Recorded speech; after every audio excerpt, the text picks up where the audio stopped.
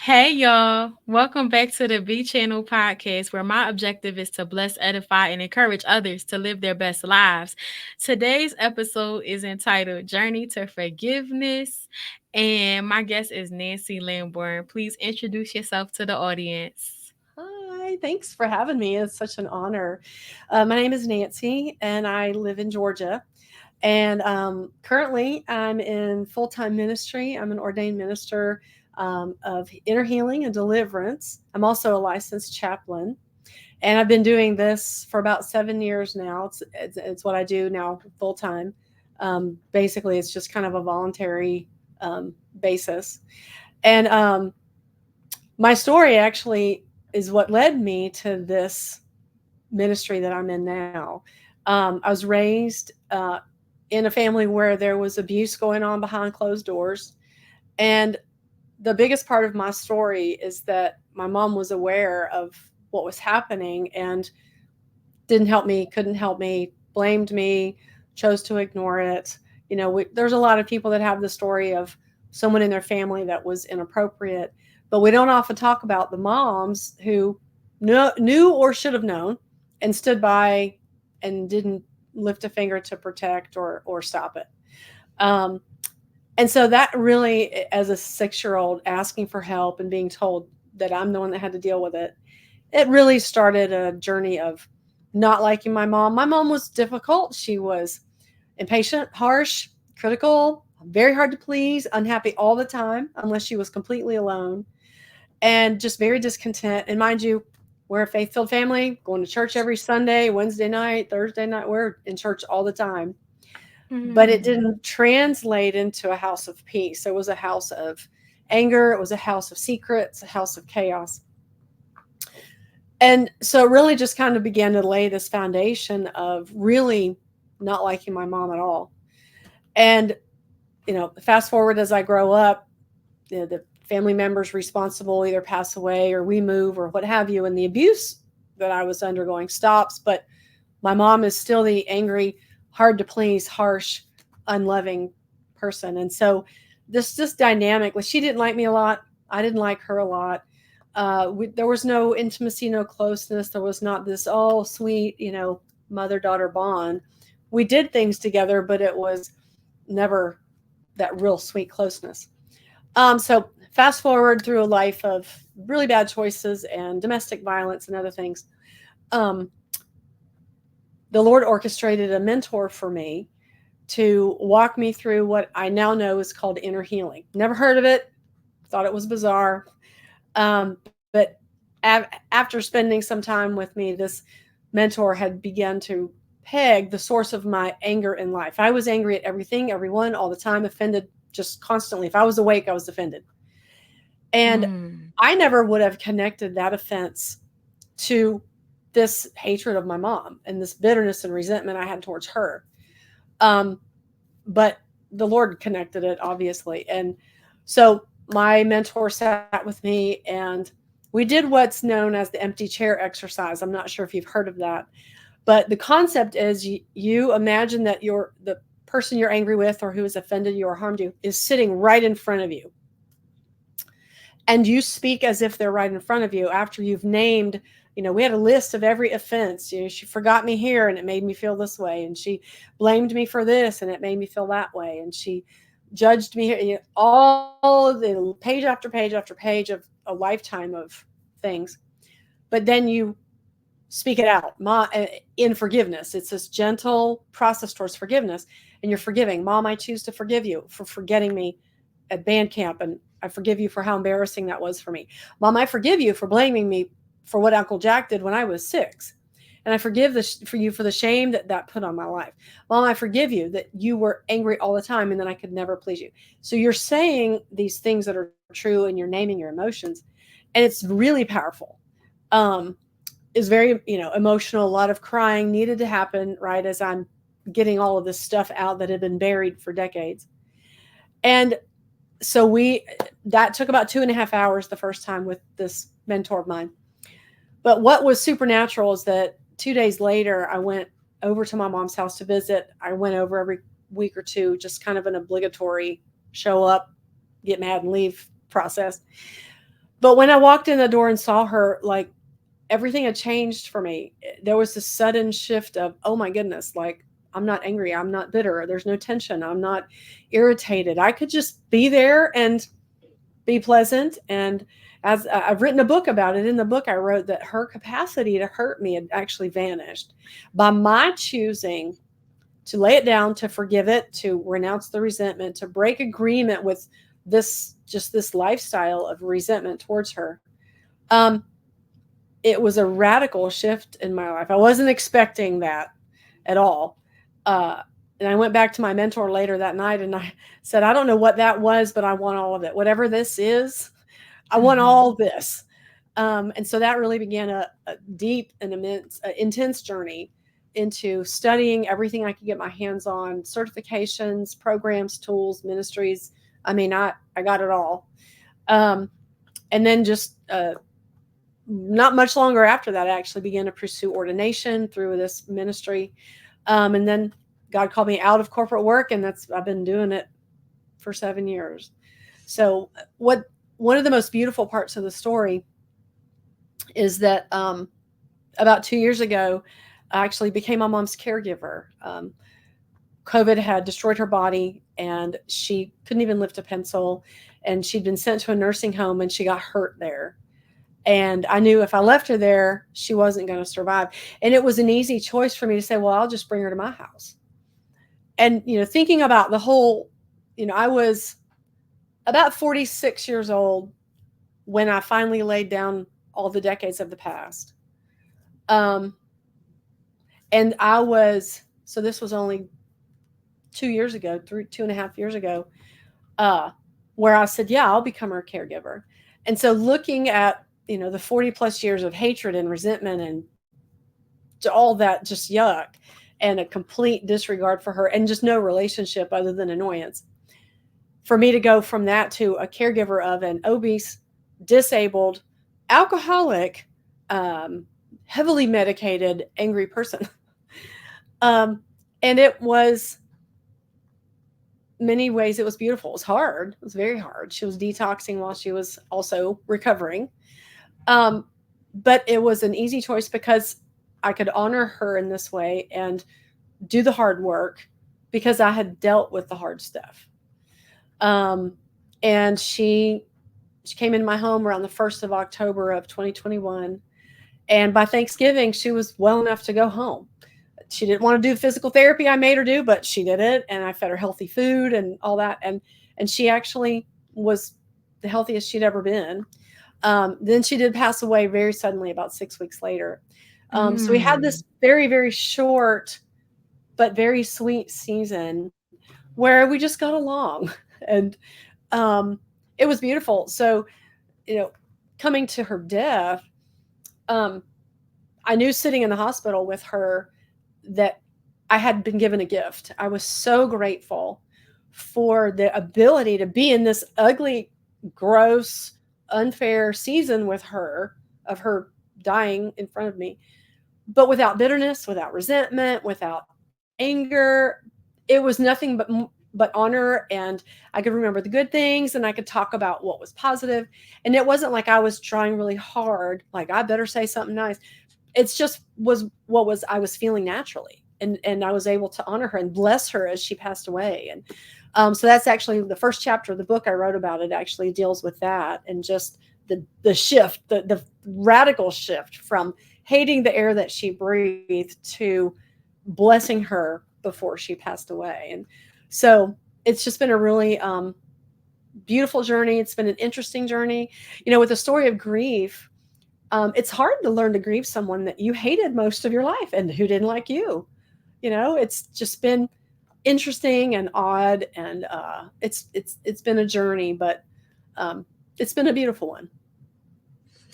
Yes, that really seems like a tough circumstance. What would you say to those out there who would probably classify themselves as angry daughter? Yeah, Your book is called Angry Daughter. So what would you say to those folks out there who feel that way towards their yeah. parents? So no one ever told me that I didn't have to carry all the rage I carried. I thought it was normal. I'd seen it my whole life. My Mhm. mom was angry. Her mom was angry. This was normal. And we had never been in any sort of a community that challenged that as a normal. So, in our denomination, anger was fine. Don't go sleep with somebody, and don't do drugs. But anger, sure, if you're angry, well, that's just how you're made, kind of a response. Mm. But that's not true. And so my first comment would be that freedom from the underlying foundation of anger is available. It takes intentionality to be willing to unpack bags that you have buried in concrete and put in the bottom of the ocean so that you don't have to deal with them again, because that's where the healing comes from. Because I'm not angry as a lifestyle because what my boss did this week, or what my husband said this week, or what my kids did this week. This goes way back, and it's me seeing injustice as a young child. It's me knowing, like, this is wrong, but nobody's doing anything about it, and I'm not allowed to be angry about this. So I'm voiceless, and when we're voiceless, we get anger. Fear is often right behind anger. Anger is a good mask for fear. um, Mhm. Anger gives me power, right? If I'm the loudest one and the biggest one, then I'm going to win. And so I would just counsel people to be willing to start considering that there is actually peace, and there's something more available other than a life of just always being annoyed. I never knew that existed. And I now know what it is like to live in peace on a daily basis. Is life perfect? No. Do people do things that are against me? Of course. But I have learned what to do with that, how to deal with it, and I can leave it to the Lord and truly walk in a position of peace, even when circumstances aren't perfect. But I just want people to hear that there is more than just anger. Yes. I was watching a podcast this morning actually, and it was talking about anger. And they also said that, like you said about fear being behind anger, there also can be sadness. So that's Mm-hmm. something that A people don't lot. realize Yes. too. Yes. Yeah. Grief, all kinds of things. Anger can mask a lot. Yeah, it's like you get to hide behind it and just Hmm. be like, okay, Yep. I'm like I'm on my soapbox and I have a valid reason, I'm justified in this, but you Absolutely. really are just like stealing your own peace, like by Hmm. continuing to stay there, you know. Hmm. And really deep inside, you're just a wounded child that needs to be heard. You know. Yeah, Yeah. that's a lot of it too. Why people get upset because you don't feel heard. That's what they were saying too. Absolutely. Yes. Yes. Yeah. You need to feel seen and known and loved and heard, and Hmm. that's like a vital necessity in It life. is. It is. Mhm. Yeah, so, like, what did you do, like, in a practical way to, like, forgive her as you were going through this caregiving process? Like, Hmm. was it like did you, like, say, "I'm gonna do this cold turkey"? Like, what did that look like? Because it's one thing to say, "Yes, I'm gonna take her in," but it's another thing to say, "I'm gonna take her in, and now she's here in front Yeah. of me every day." So what did that look Well, like? it was a very fast decision because Mhm. we knew that she couldn't be left alone. She was already disabled before COVID, and she Mm. already was walking with a walker, already, a lot of medication. And she was just so incapacitated by what it did to her body that the um, the nursing home she was sent to wasn't equipped, because she needed Mm. 24/7 monitoring. Like, because she was very stubborn, and she would try to get up, and her legs don't work, and then she would fall. So Mm. from uh, from the time I realized she's in trouble to the time there was a hospital bed in my actually the room I'm sitting in now, and I'm breaking her out of the back door of the nursing home, it was less than 10 hours. It was a one day. Like, in the morning, I find out Mm. she's fallen twice, and I rally some friends, and they get me this hospital bed. And I'm like, I go to my husband, and I'm weeping, and I'm like, if we don't get her out of there, she's going to die. And he is like, you Mm. do what you need to do. Like, of course. And there was a shift of, yeah, like, sure, I can do this too. Now she's here, and she doesn't want to be here and she's angry with me. And I've she's completely physically disabled. She's completely incontinent. And Mhm. I mean, it's like having a newborn with all those other things added. It was hard, very, very hard. But I had done so much hard work in recognizing, and one of the most beautiful things that God did for me through praying with my mom, my mentor said, ask God to give you a picture of how he sees your mom. And Mhm. when I did that, immediately I got a picture in my head of a 15-year-old girl crouched down in the bottom of her closet, weeping, grieving because her father has just died. Now, I Mhm. knew in the natural that my mom's dad had died very suddenly when she was 15. He was her world. She was the middle of seven with a very harsh, cold mother. She was the Mhm. black sheep, labeled that before age 10. And so, what God revealed to me was that she got stuck there emotionally. She was a 15-year-old in an adult's body, and she was 15 emotionally until the day she died.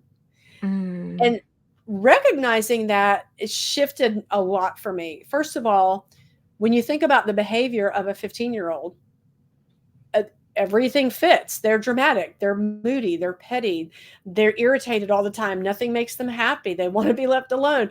Like, of course, my mom didn't want to have children and change diapers and wash clothes and do laundry and cook meals. Like, all of that annoyed her deeply. Well, that's how a 15-year-old would feel being saddled with adult responsibilities, right?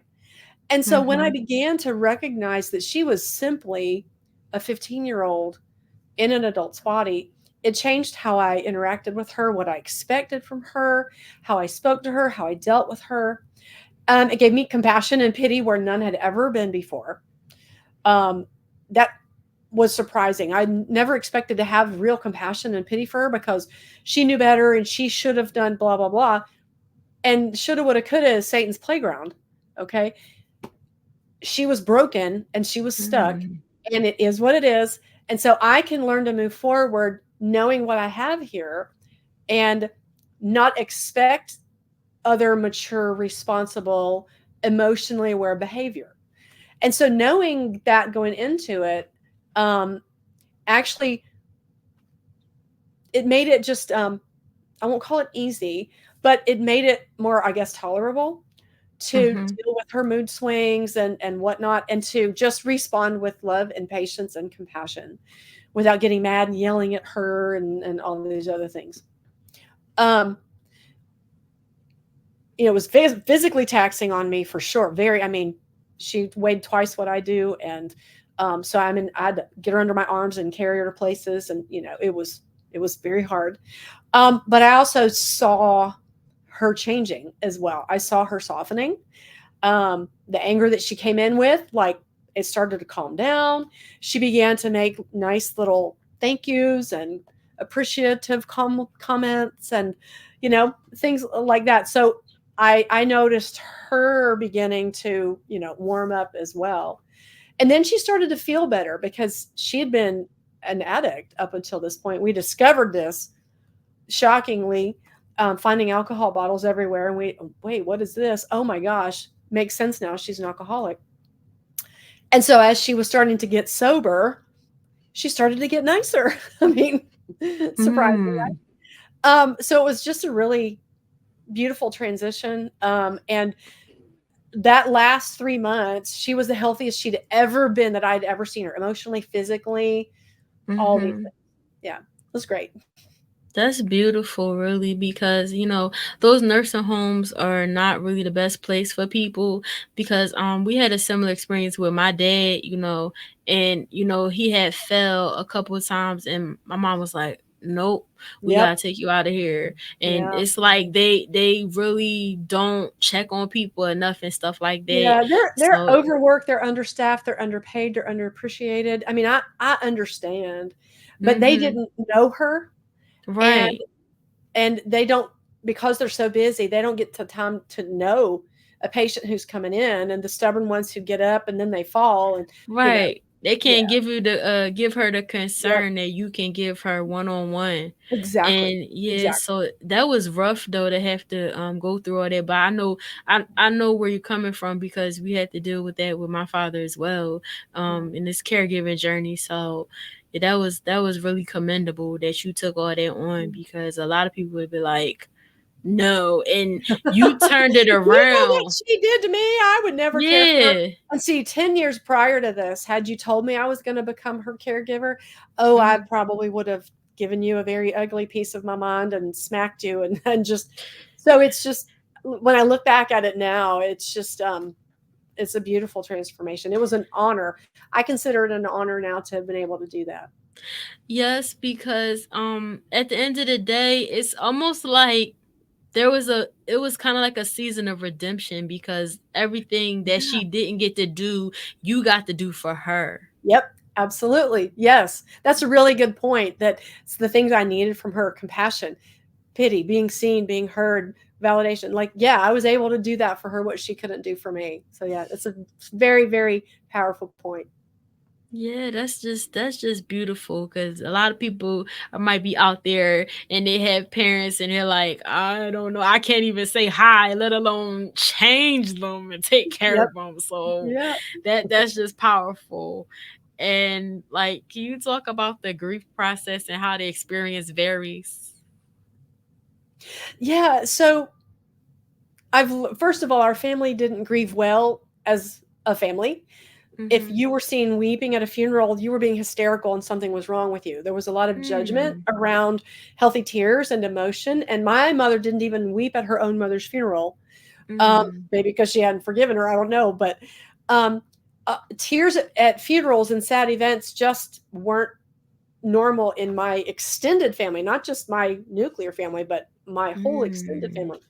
So learning how to allow my body to release tears when necessary was a journey. I remember I wrote about this the first time it happened. I was like, "What is happening to me?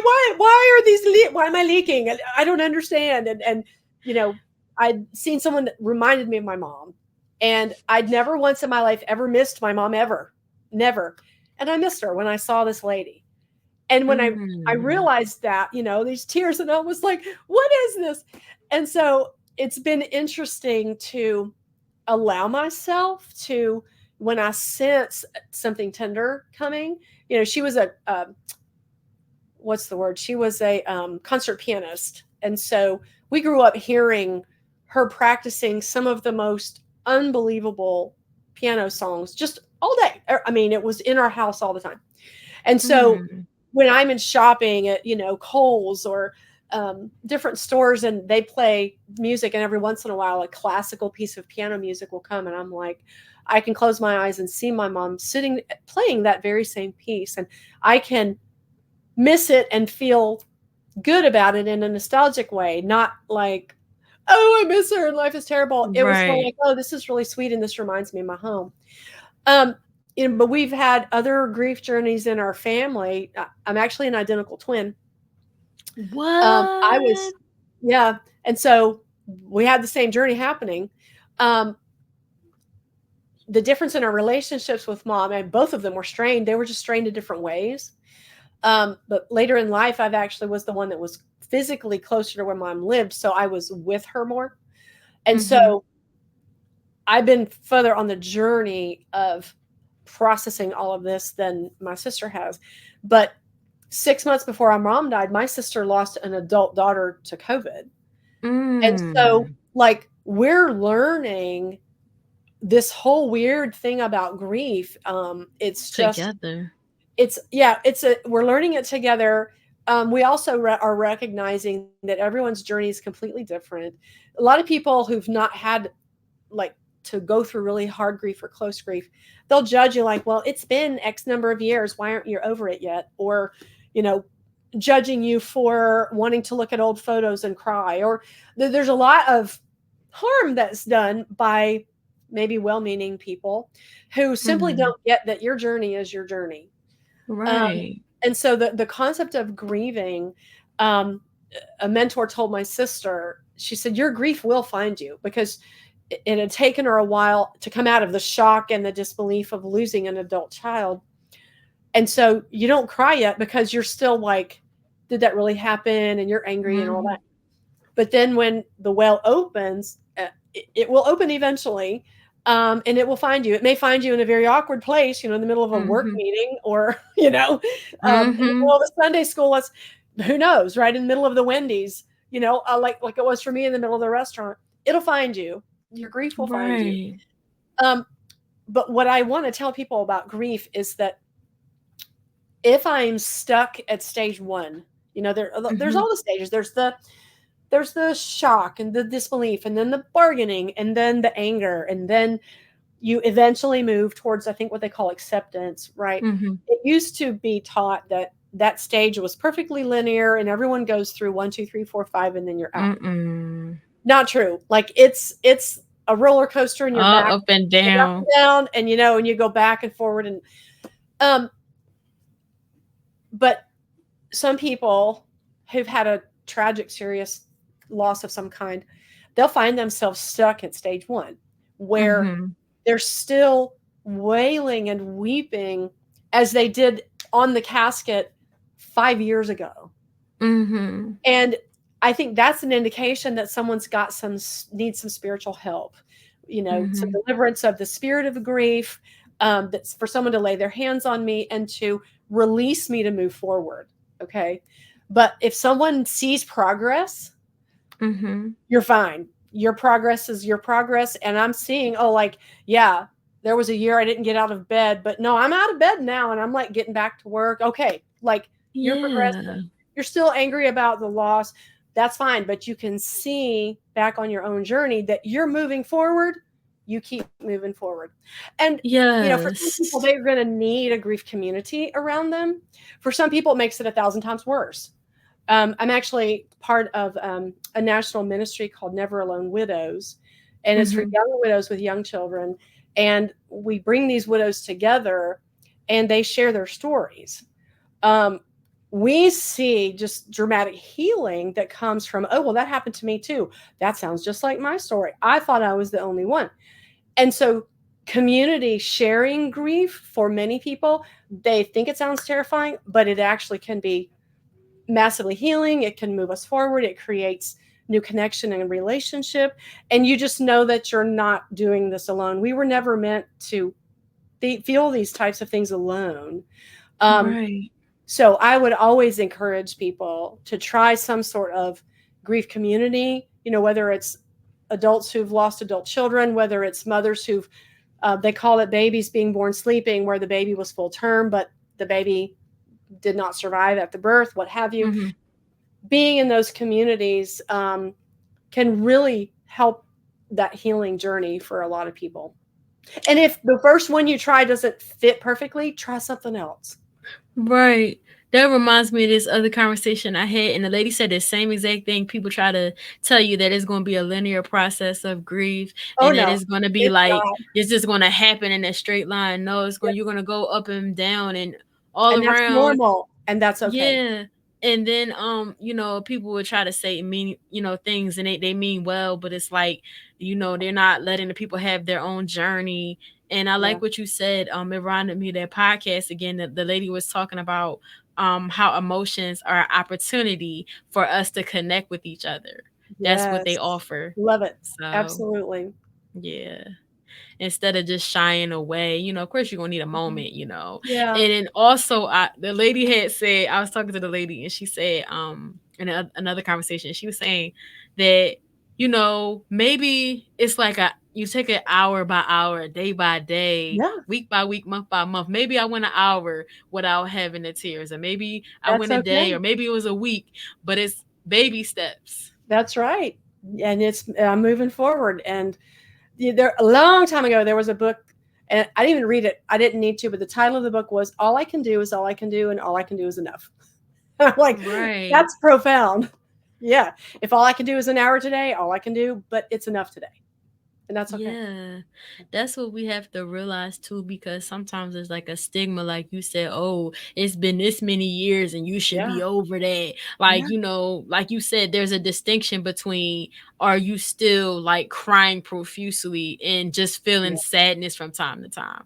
So it's Right, like give right. people the space and the grace to do it how they're going to do it. Absolutely. Yeah. Yeah. That's really important though. And like also, I would just like you to plant a seed for the listeners, like anybody that's out there and they're wondering how do they forgive somebody, which Hmm. also, by the way, is going to make the grief process easier, like you said before Oh, when we yeah. talked. Absolutely. How do they go about doing that? Because before it's too late, or even if they passed on, how do they go Yep. about forgiving somebody? Just plant a seed and just something that Absolutely. they can take away from this entire Sure, conversation. sure. So, especially if, if you list out on a piece of paper what you know you need to forgive, and it's massive and it's huge, and it's like, I can't ever forgive that because it's so much. What I tell people to do is pick something else that's smaller, that hurt less, and that seems by scale easier to forgive. You know, if Mm, forgiving mom is like, I'll never forgive that because whatever. All right, let's put that on pause for a minute and let's think about someone we can forgive. My cousin who said something really hurtful to me last month at the reunion, and it was a mm, one time thing. And so, practicing this empty chair exercise, the first thing that we have to do is we have to be real without about how it made us feel. I get a piece of paper and I'm going to write down every emotion that I felt when she said this to me. I was embarrassed.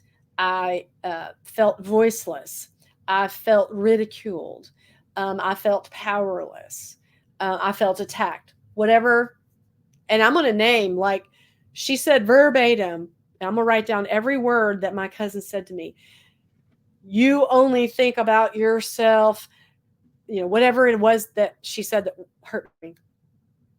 So once I get all of that out and I've named it, I, in my mind's eye, I imagine that there's a chair in front of me and that cousin is sitting in it right here.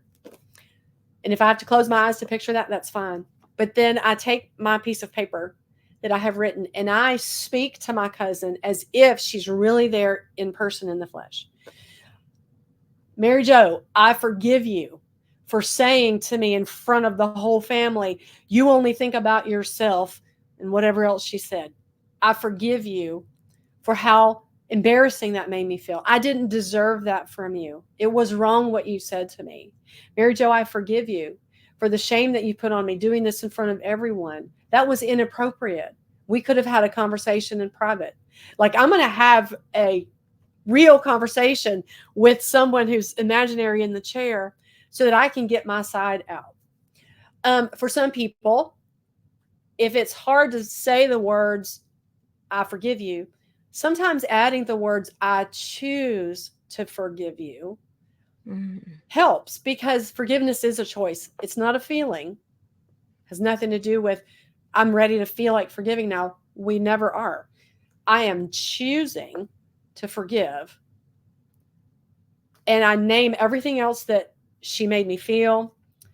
And then, ideally, I'm going to ask God to come in and I'm going to tear up my piece of paper that I just wrote, burn it, throw it in the trash, whatever. And I'm going to imagine that I'm giving the whole thing and her in her chair back to God.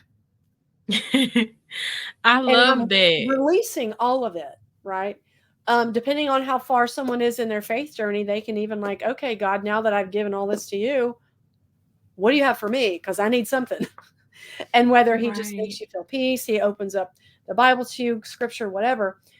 Um, but when I'm willing to take that little step of just forgiving what the one time thing was last month that wasn't that big of a deal, pay attention to how you feel about her tomorrow. And when you see her next week at the next gathering, and, like, pay attention to your heart towards her. And you will be, oh my gosh, look at this. Like, I'm not even mad anymore. You'll see it. And so taking baby steps. We talked about baby steps with grieving. Baby steps with forgiveness is the same thing. I maybe with mom on my list of all the things, I can forgive most of what she said verbally, but when she decided to beat the snot out of me with this or whatever, like I'm gonna have to wait on that one. But let's start. Pay attention when I'm done with this forgiving process of how my heart feels. And this was what was so radical for me is my foundation of existence was offended anger at everything, everyone. And when I Mm. released her of that, it left every part of my life. It was shocking and so unexpected. And so I would challenge people to just start little and see what happens, and you will see the radical change. Yes, I feel like the overarching theme here is emotions can really like have a heavy impact on you and take a toll on you if Yeah, you don't deal with them appropriately or if you get the wrong messages about how to deal with them. absolutely. And So, some yeah. people say, well, I forgave her, but I don't have to talk to her. I agree with that. Now, forgiveness is not always reconciliation and relationship. If someone is toxic and harmful to me, I can forgive it in genuineness and be free of it without having Mhm. this rah, rah, rah behind it. But Right. sometimes, well, I forgave it, but I will never forget what she did to me. I'm still carrying the emotion. So if I have spoken forgiveness, but I have never dealt with the emotion that came from what happened, I'm only Mm. halfway done. And the emotion is what gets us Mm. stuck. So when I'm willing to name it Right. and release it, you know what? I am tired of this foundation of anger. I don't want to carry this anymore. It's not joyful, I want peace. I want to know Yeah. what peace is. So yeah. Yeah, it really poisons you like when you hold on to Oh the yeah. emotion connected to Absolutely. it. Yes. Yeah. That Yes. We just bitterness weren't is wired too to carry much. that. Yeah. Yeah. Yeah. That's just so deep, really. When like you think about how intertwined everything is, like it's Mhm. all connected. Yeah. So are there any projects that you are working on that you would like to share with the audience? Actually, and you're the first person that's asked me that. So this is the book, Angry Daughter, A Journey Mm-hmm. from Hatred to Love. I'm compiling a women's study around the book. And so Oh. I've organized the chapters to be kind of topical with each other, and I'm actually developing a 6-week Zoom online study for women that are like, okay, I think I'm ready to go on this journey, and we're just going to be really transparent with each other. And I've got group questions we're going to talk about. All right, we're going to read chapters 1, 7, and 14, and this is what we're going to talk about next week, so that people have somewhere, maybe for the first time ever, to come and talk about their mother wounds or their father wounds and start the Mm. process of healing. So I'm doing that. That'll be the next thing that I really like officially put out there. And I'm actually also working on a couples study about this whole the emotion thing and the lenses we bring into marriage. If you can imagine your kitchen table or your dining room table household as a child, all the things that went on there and things you picked up there, guess what? They're in your own kitchen and dining room today, and they're not all Mhm. good. And so it's this concept of breaking down what did our families believe that was different, and how did your mom and dad argue, and how did your mom and dad argue, and how did that teach me to argue, and how is that creating conflict in the marriage? So that's there's a lot of work left to do on that, but I'm hoping maybe within Yes. a year I'm going to have that.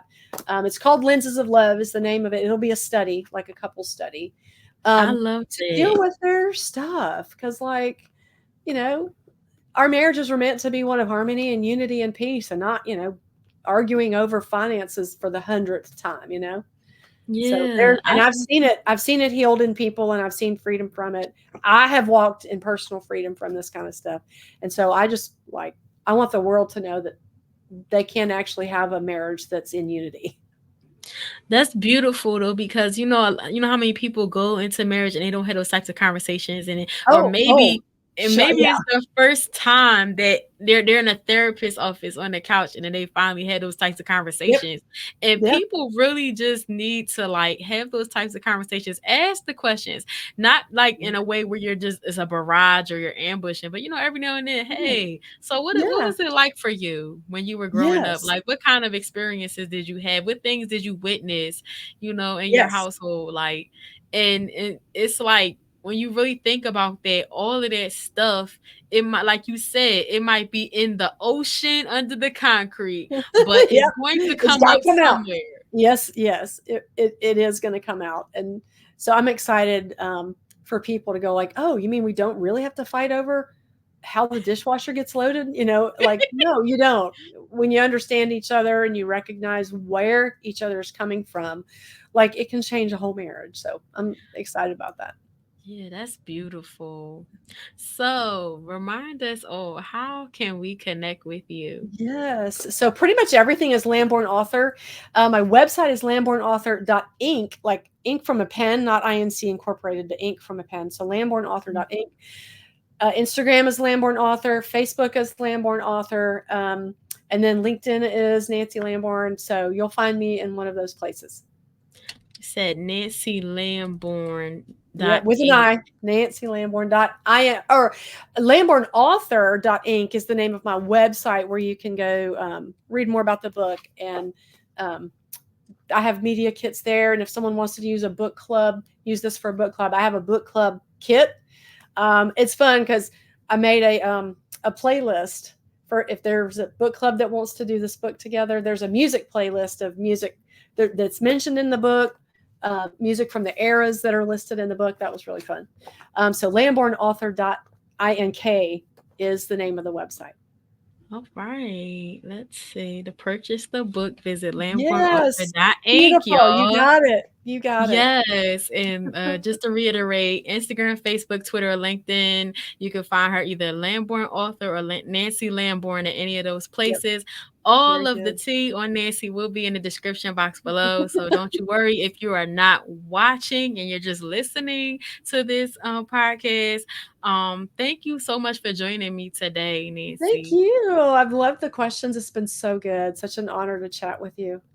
Oh, thank you so much. And everybody that's watching, thank you so much for tuning in, taking the time to watch this. If this was a Yes. blessing, make sure you share it with somebody you like, you leave a review, a rating. Let us know what you think about it in the comments below. Yep. And just if you want more content like this, be sure to follow me at B Channel 27 on all social media platforms. Thank y'all so much for tuning in, whether you watched or you listened. We really appreciate it. And peace and blessings until next time, y'all. Bye.